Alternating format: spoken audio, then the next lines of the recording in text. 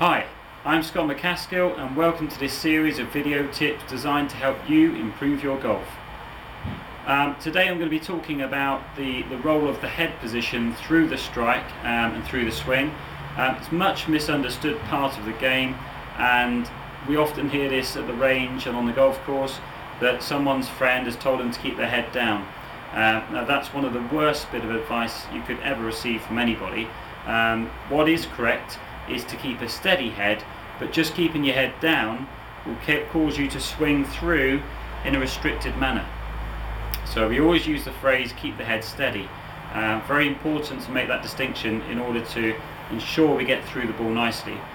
And when we're looking at the backswing, if I set up for you here, obviously a steady head is a bonus, because as we make our turn into the top of the backswing, we don't want lots of lateral shift, because that can lead to hitting behind the ball, thin shots, and all manner of mishits.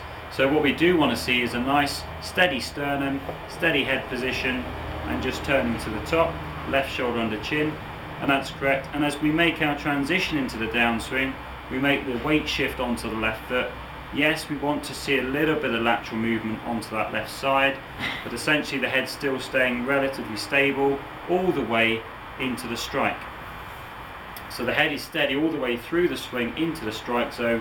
As soon as we strike the ball though, instead of leaving the head behind and allowing the body to keep turning, which causes this weak flicking action, very restrictive and can often lead to back injuries, pulled muscles, etc. We want to allow the head to turn in the first instance as we strike, so the head and the eyes are turning through together, and then as we go into the end of the swing, we allow our heads to lift as we finish facing the target. So it's steady head as we strike, allow the eyes and the head to turn towards the flight of the ball and towards the target, and then allow ourselves to lift into a nice easy finish. And when you put that together in a nice swing, it results in an easy free flowing swing without any resistance at all. I've got a good tip for you, good drill here, that will help you to get the timing of this correct, because a lot of people struggle at first. They either leave the head down for too long or they end up coming up a bit too early. And one of the best tips I've ever heard is this one, where we set up to the ball. Okay, I've got a ball here.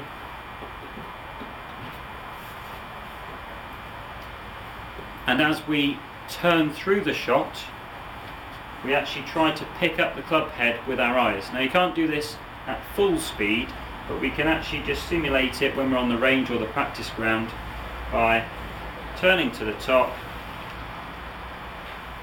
getting to our impact position, and as we go through impact, so I've just paused here initially, as I go through to impact and beyond, I now pick up the club head with my eyes and follow that club head